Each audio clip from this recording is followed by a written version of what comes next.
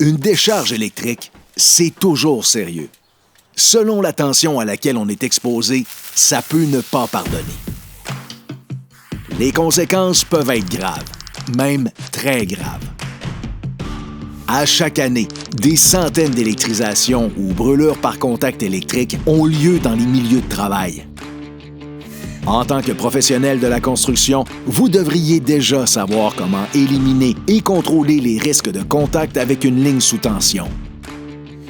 Parce que ces risques ont des conséquences graves et parce qu'il existe plusieurs moyens de les prévenir, le danger d'électrisation est une tolérance zéro. De nombreuses tâches peuvent nous mettre en contact avec l'électricité. Parfois, c'est évident, comme travailler sur un panneau électrique ou sur des composants électriques. D'autres fois, ce l'est un peu moins, comme quand un fil sous tension n'est pas visible. Dans tous les cas, il faut mettre hors tension les composants sur lesquels ou près desquels on travaille.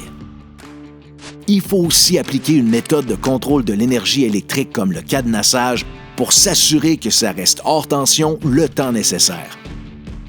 S'il est vraiment impossible de mettre hors tension, la norme CSA Z462 doit être suivie minutieusement afin de diminuer les risques d'électrisation au maximum. Selon le chantier et les tâches à réaliser, on va peut-être devoir travailler à proximité de fils électriques à l'extérieur. Et des fois, une intervention du fournisseur d'électricité est nécessaire avant de pouvoir commencer. Ce qui peut retarder le démarrage des travaux de plusieurs jours ou même de plusieurs semaines. C'est pourquoi il est si important de bien planifier son chantier. On n'attend pas le début des travaux pour identifier les tâches et repérer les fils sous tension pour pouvoir garder une distance sécuritaire. Pour les fils de moyenne tension qui varient entre 750 et 34 500 volts, il faut garder une distance minimum de 3 mètres. C'est le fil le plus haut. Des fois, il est seul, mais souvent, il y en a 3. Ils peuvent avoir l'air anodins, mais ils sont extrêmement dangereux. Si on s'approche à moins de 3 mètres, un arc électrique fatal peut se former entre les fils et notre corps et provoquer la mort sans contact direct. Les fils de basse tension raccordent les maisons au réseau électrique. Leur tension est plus basse que 750 volts et il n'y a pas de distance minimum à respecter s'ils sont isolés. Mais ils ne sont pas sans danger. Il faut toujours s'assurer que la gaine isolante est en bon état. On évite d'y toucher pendant qu'on travaille. Les fils de télécommunication servent au téléphone et aux câbles. En général, ils ne présentent pas de risque d'électrisation, mais on les évite quand même. Après avoir repéré les fils de moyenne tension, il faut déterminer si c'est possible de respecter le 3 mètres en tout temps. Le 3 mètres, c'est pas juste pour les travailleurs. Ça inclut les bâtiments, les équipements, les outils, les matériaux et la machinerie. Les équipements déployables utilisés à proximité de fils électriques doivent être munis de limiteurs de portée. Le limiteur de portée vous avertit et immobilise la machine si jamais on s'approche du 3 mètres.